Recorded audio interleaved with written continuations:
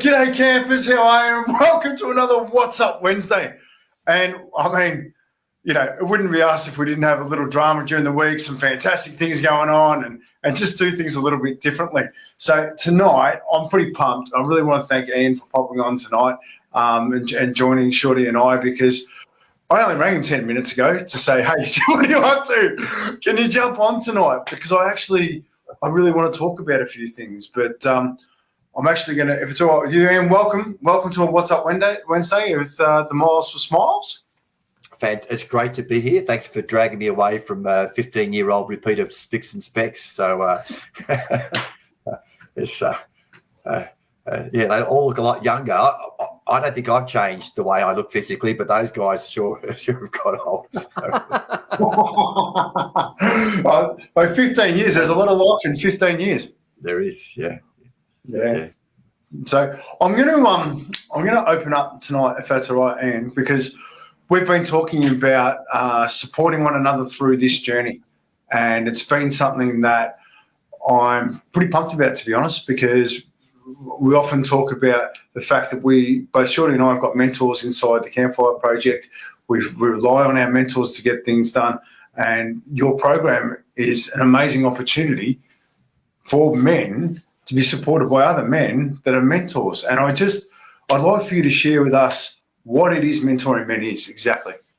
Okay. Well, you just summed up our mission statement, which is supporting men in their life journey.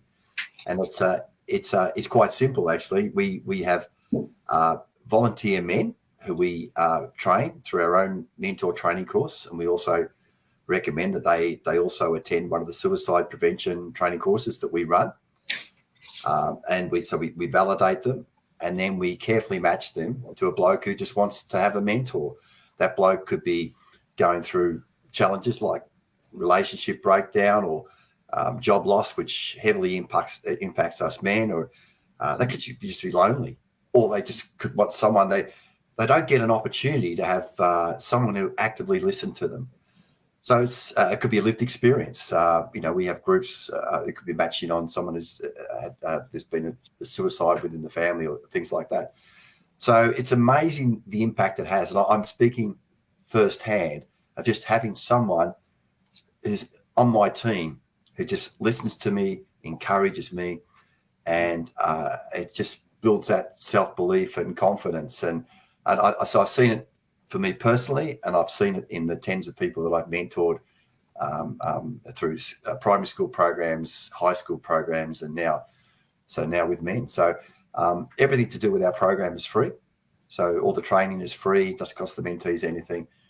It's also it's important. I believe everyone should have a mentor, and we also look at providing mentors for support. So last Saturday, I was at a peer support circle. So this is a bunch of guys who've got my back. I can share whatever is going on. I know I'm not going to be judged.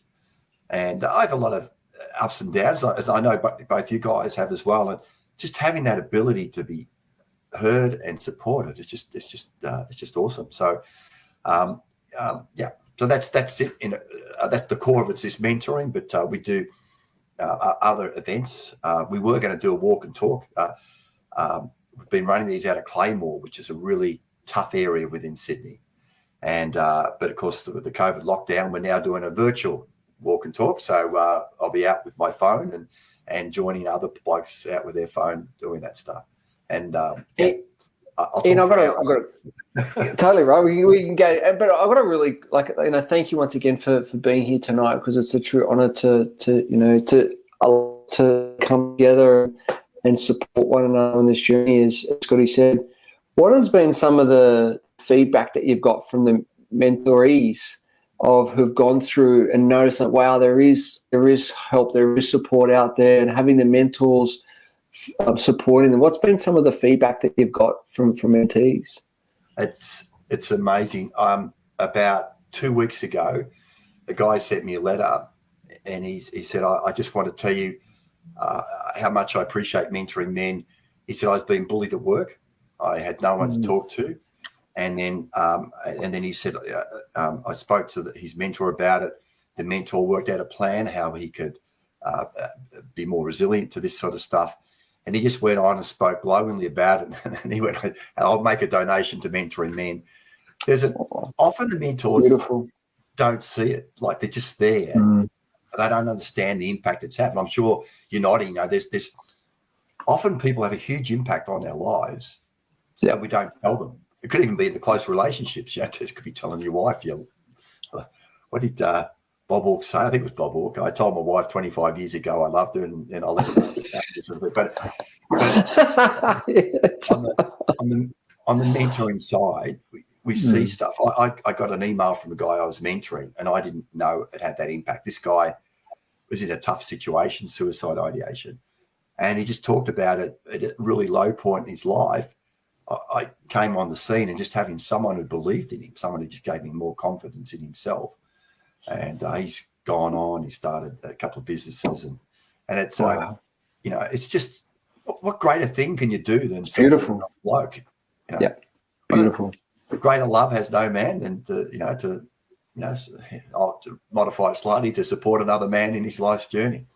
Well, it's funny you say that, because one of the things for me that I'm really super passionate about is you've got guys that get to their retirement age and they're looking for something to do, and they retire and they think they look around and see all the technology that's going on, and they don't feel like they have any worth. And the lifetime of experience they have with dealing with issues is just phenomenal. And it's something that I really encourage.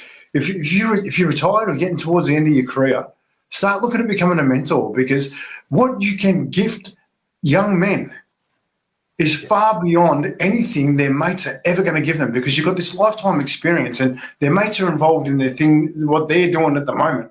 They don't see the bigger picture yet, and that's okay, because that's life. That's a growth period. So, but to those guys, get on board with Mentoring Men. Become a mentor, because not only does it fill the mentee, but it fills your heart. Yeah. And it's not like one of the greatest things I've had.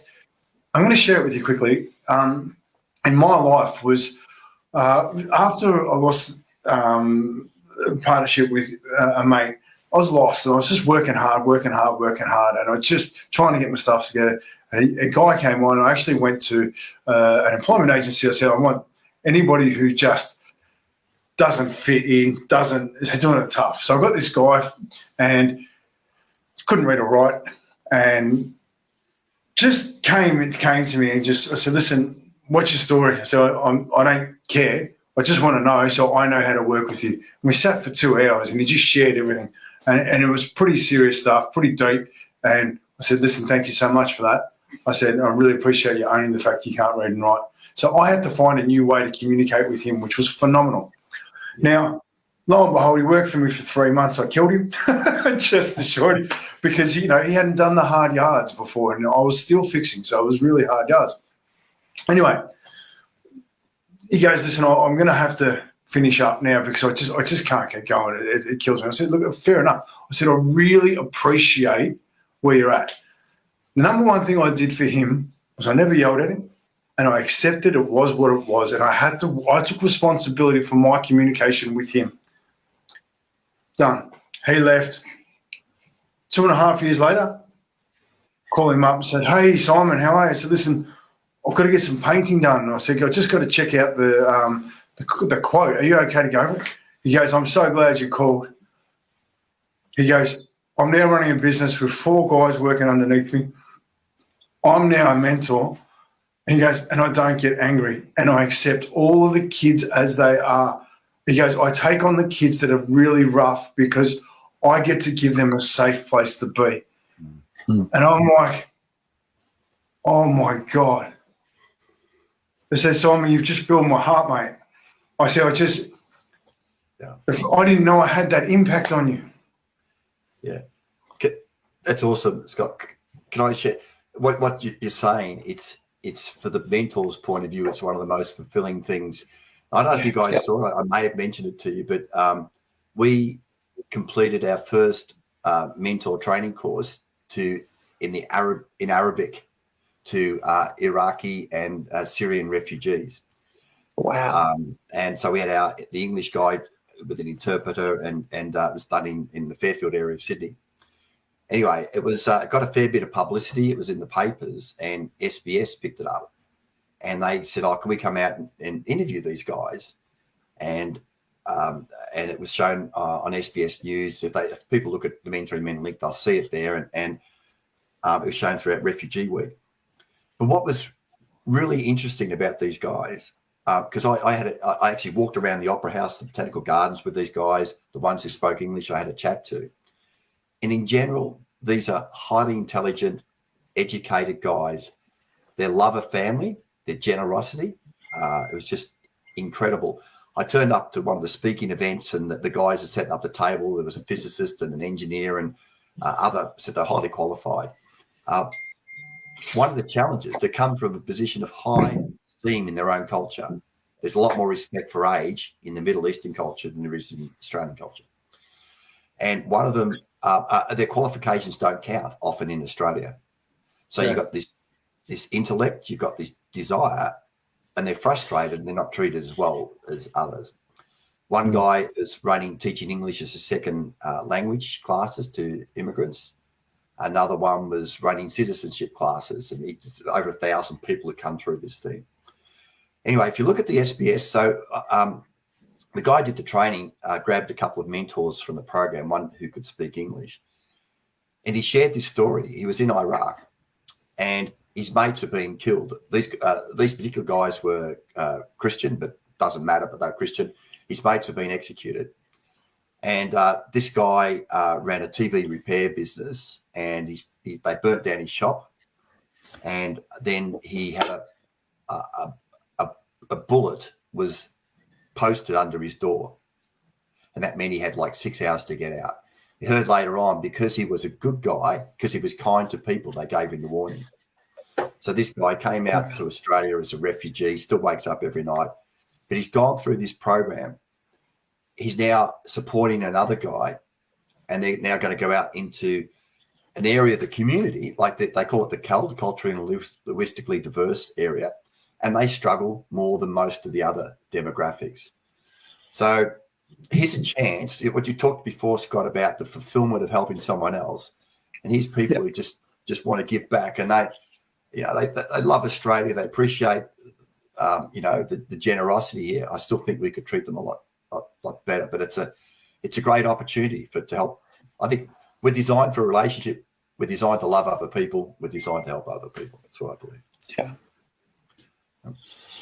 And that they're designed to love each other. I mean, we're going to have a talk about that in a second, because that's something that both Shorty and I are really, really passionate about, because, I'm going to hold on that, because it's something I really want to get into. But and I really want to thank you for sharing that story, because I think that's something that I grew up in Springvale, in Keysborough, where Vietnamese came through, right? So we were loggerheads, I had the Turks, the Greeks, the Vietnamese. I grew up in a salad bowl, right? It was a full-blown salad bowl. I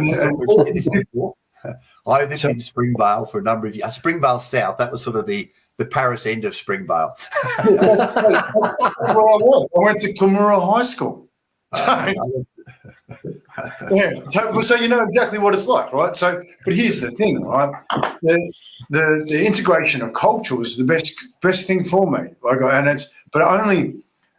We only fear what we don't understand. Yeah. Once we understand it, we no longer fear it, and that's a very important thing, And once we go into curiosity and try and I'll save that for another day. But that's something for me, that if we go to understand and listen to one another, which a mentor does, it's brilliant. So I'm going to ask Ian if that's all right. Now, we're working on a relationship between Mentoring Men and the business of Smiles.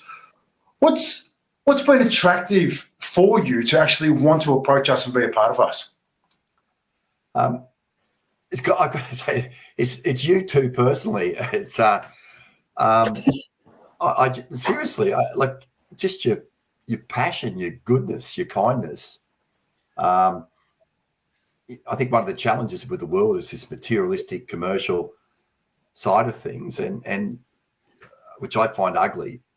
And I just see you guys being right away from that. And Scott, I know a bit about your story from the chat we had, and James, I know a little bit about your story as well. But I just think it's awesome what you are looking to do and will do is just amazing. You're gonna transform lives, possibly save lives. So I'd love to support that in a way that we can. And we've talked about it. Whatever we do, we need to do properly. I'm from Melbourne, passionate AFL supporter. My team, Melbourne, is on top of the ladder. And I remember when they last won a premiership in 1964 when Neil Crompton kicked a point. You guys weren't even born then, were you? 64. No. Sorry. And it's amazing. I looked at I think you guys running that distance is just phenomenal. But I was looking for reasons. It's like the ducks are lining up. The last house we had was down Mordialloc, which is near Frankston, right? And I understand the challenges that Frankston's got. We've got a bunch of mentors and mentees down in Melbourne, and they're calling out for more support. So we started sowing some seeds around doing some events at Frankston when you're right. And then blow it down, my wife and I were both bike riders. But the day you finish is the Round the Bays bike run. And so I've had a look, and we can ride over the Westgate Bridge and get back again and meet you guys at Albert Park Lake. And I would love to just, celebrate the victory with you. So, that's why it's you guys, it's the heart, it's what you want to do. Is really appealing. Gee, what if we had a world full of people like that? How good would this be? There wouldn't be the poverty, there wouldn't be the social injustice, wouldn't be the crime and all the other stuff that we have. Yeah. Thank you. Well, I'm actually going to jump on that, if that's all right, because I really, really, really appreciate that, because how the Business of Smiles has come together is just phenomenal. It's come together by supporting people. Shorty's just got behind me to support me. And the one thing that we have in common is big beating hearts. We love unconditionally. Yeah. And tonight I wanted to talk about that with Shorty because, I'm so grateful that I was part of a Zoom meeting he ran today where he talked about love, coming from a place of love. Is it an act of love what you're doing inside a business? Is it an act of love that you're doing that flows into your life? And I'm so grateful that people are considering that in business life as much as their own home life, because love to me is an action. Yeah. I loved my wife today because I made her a taco sandwich and I took it out to the car and with a bottle of water because she had to go and pick up Oscar. And so I just want to say, Shorty, I'm so proud of you for bringing that into business and with honor. Thank you. Thank you. It's an interesting process, right? Because it's, I see with a lot of clients, they come in initially and they go, I want more leads. Yeah, cool. I want a bigger team. Yeah, great. And then we unpack it all. It's like, oh, let's talk about you, right? And it opens up dialogue. And and I mentioned today, it's all clients when they come on board, they sign an agreement where they've got to play above the line. And playing above the line is coming from a space of ownership, accountability, and responsibility. And as soon as you drop below the line and come from a space of blame, denial, or justification, well, we need to have a conversation. And I think when we play above the line, we come from that space of abundance. And when we play below the line, we come from a space of scarcity. And coming from above the line allows you to have willing and open conversations. And the years of my work that I've done, my family around me, being educated and mentored in a way from them allows to come back to that heart space. And, as I went through this morning of the power of love in everything that we do, when we come from that space of love, we cannot feel fear. We cannot feel anger. We cannot feel regret or resentment or frustration, because love, the energy of love will conquer all. And, as I mentioned this morning, when we come from that space and we come back to that space and we channel that energy of love, when you breathe into your heart and feel that heart expand and open, what happens is that you feel like a superhero. You can just change the world.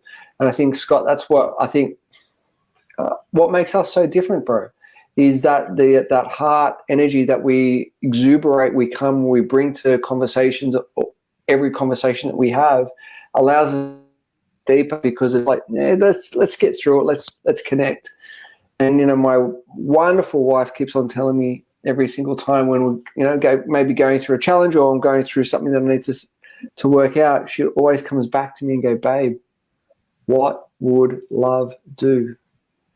And that constant question of what would love do just breaks down so many barriers. It breaks down the ego. It breaks down, and it just goes, I will do this. Great, go and do that. It's like, whoo, yeah, thanks, babe. But it's Very interesting. powerful question.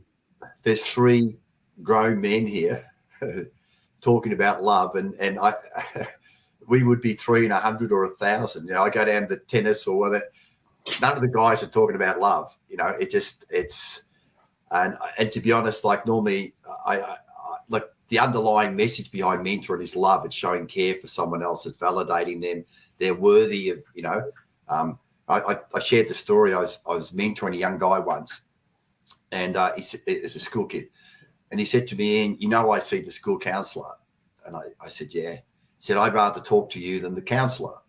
Now that surprised me, because I'm not a great mentor. I talk a lot. I care. But anyway, I said, why is that? He said, the counsellor sees me because that's his job. That's what he's paid money to do. I know you're a volunteer.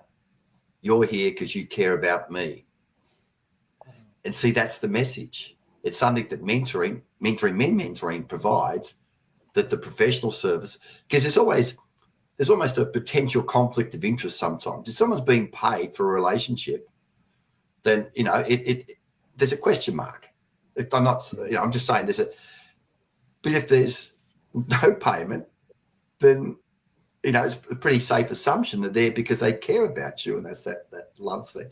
But I don't, happy to use the word love here, but some guys would just squirm saying that, but yeah. But you know what? I love that, Ian. I love that, because then that opens up a conversation. I go, cool, what's coming up to when you hear that? Yeah, let's have a chat about that. Like, where's that coming from? Like, dude, like, I love you. Give me a hug, bro. Like, come on. Show me some man love. Like, it's just, what's wrong? Like, come on. But sorry, Scotty, just to jump in,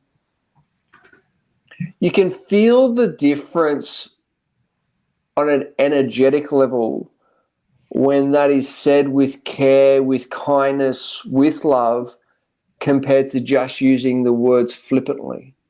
Because Papa Smurf is the best when talking about the power of communication. But words have an energy, but you also has a feeling when you actually say it with intent. Yeah. And I think that is the biggest thing, is that when we say that, you feel it, and it comes boom straight into the heart. It's like, feel that? Yeah, I feel that. Yeah. It's interesting. Like, love in itself is a fairly inadequate word. In other languages, like I love watching Would I Lie to You on TV, or you can love all sorts of different things, and it's different meaning. In other languages, like I think it's Greek, they have like agape, and they talk about like romantic love and brotherly love, and there's all these different words for it. We just have the one word that we use.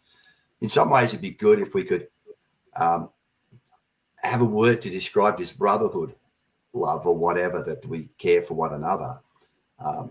Not the same way that I might like my car or a holiday to Iceland, whatever. It's how we show love for one another. But I guess we put words around it which sort of explain that. Yeah. I think we need to go back to Indigenous folk to find that out. I think we need to go back and speak to country, go and find out. How can I tell my brother I love him? Yeah. I think that, and then that's actually, I'm going to put a note, and I know this is recorded, but I'm still going to put a note because I want to know that, because it's Totally right. Because so a bungee, right? Bungee is, mate. Yeah, you've touched a trigger for me around this word, these words keep coming back to me: social justice. And I've had the opportunity to meet with a number of Indigenous people. I met with one yesterday, and we're looking at a program in there. But we're not showing love to the Indigenous culture. We don't recognise them in our national anthem. We don't recognise them in our constitution. We're not taking the actions that we should be taking towards reconciliation and things like that. So there is some stuff happening, but it's just got such a long way to go, and there's a lack of love between some of the disadvantaged communities, and particularly the Indigenous one. And I'd love to play some small part in doing something about that. And that's, as I said, we've got some things that we're going to do around that space. But yeah, Beautiful. I'm glad you brought that up, because it's something that's really important to me. Yeah. I live on this land. I'm a part of this land. With the land that we now know as Australia. I'm not sure of the name of the country. I just live here. Yeah. Like I live here with other people, and I just want to walk together, because I know how much stronger we are when we walk together. I want to hear your stories. I want to understand who you are. There's so many. You touched on it. Was the lessons around love. There's all lessons around land management. There's lessons around the community, how they support one another. There's lessons around the lack of materialism and stuff like that. And when I was at school, they used to talk about these primitive cultures. Well, if that's primitive, what are we? What we're doing to the planet and what? Sorry, mentoring men is totally non-political. It's all related. It's all interwoven. I'm speaking as they're Ian's thoughts, not mentoring men's thoughts. No, but it's not. It's part of the story, right? It's part of the journey. It's part of the. If we're going to get serious on life and we're going to have conversations, these are the conversations we need to have. We've got to not fear them. We're going to walk into the conversations with love in our heart. Paul Purden always gives me, Yeah. Act with love in your heart. Go into your heart. Yeah. Am I coming from love? Yeah. Yeah. And then, because we all make mistakes. We all make bits and pieces. And I'm going to go into the topic of it.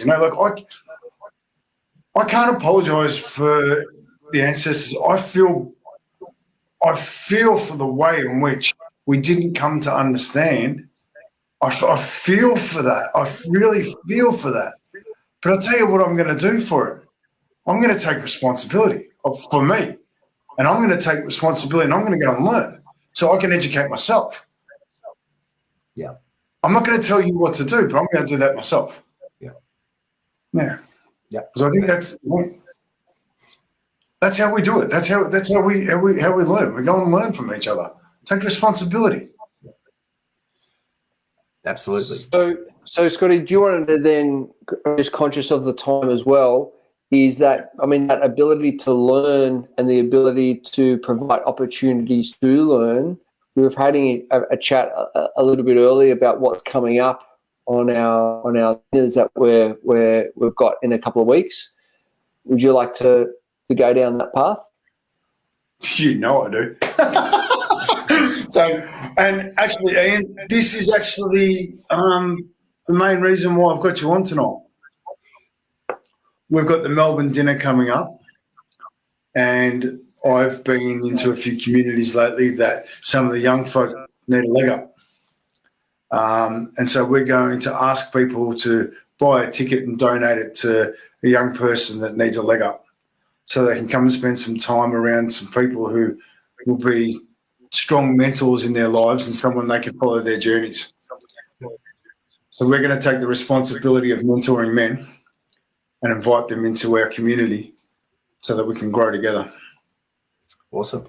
So to everybody watching tonight and in other broadcasts, if you'd like to buy a ticket for a young person to come and spend the night with us, to have a dinner, our launch night. We're going to offer up hopefully 10 places. We've had the first place taken up earlier today already by a woman who just, oh my God, I met her in a big struggle. I was doing Spartan trifecta, and in the trifecta, we had to climb the Mount Mystic twice in Bright, and halfway up, I caught her, and I grabbed her hand, and we walked the mountain together. And it come back down. I did a few obstacles, and I ripped both my hands open pretty badly. I spent the best part of 35 to 40 minutes getting my hands redone. And I'm like, you keen to go? I said, get out of my way, I'm going. I had to go back up the hill again. Lo and behold, my girl's there again. And we walked hand in hand up that hill. So in Bright, did you say? Yeah. Oh, okay. I rode my bike up Mount Buffalo. Yeah, so that's well, it's a bit steeper than Mount Buffalo. That's just I know some guys do the 3 peaks, which they ride their bikes up all 3 in one day. That's not me. But what's the details for this event? So August 4th, you can get on. I will put the link up under this. Okay, so that you can buy tickets. I want people to let me know if they're going to donate one. I actually want you to contact me personally, because I'm going to contact the people for that. But here's the thing, right? We are all in this together. We are all going to benefit from supporting one another on this journey. At the moment, we're looking at a $200,000 cost for this journey. It's $100,000 for the socks. It's $100,000 for food, medicals, expenses, vans, just insurance, supplies, filming, everything. So Shorty's got a list of it if you want to go through it. But this is, we need financial, we need financial support. We still don't have a major sponsor. We're 8 weeks out. We still don't have a major sponsor. And that's our fault. That's our fault, because we haven't asked for one. We need one. We need someone in our community to turn around and 50 grand. That's what we need for a major sponsor. For that value, you're going to have us do presentations. And I tell you what, Ian's been there when Shorty and I have sat together. You will feel us. Your staff will feel us. It'll be a conversation that you will not forget. You want to find out what it's like having us inside us, GM Pest Solutions. In his words, it changed his life. He knows what's important. He's doing what's important. He values his staff. His staff value him. We're from the heart. Ian's telling you that. Yeah. Gifting these socks to people starts conversations. It creates smiles. It creates joy in kids that gives them hope. We're mentoring as we're going along. Mentoring men are a part of our journey. And can we announce now that we're going to support Frankston? Is that okay? Absolutely. Yep. Frankston, on the 2nd of October, on the last night of our run from Sydney to Melbourne, we're coming to you. We're coming to you to support you, to be a part of you, but more importantly, to not leave. Too often in life, people come in, they drop, they do a fantastic event, but they leave.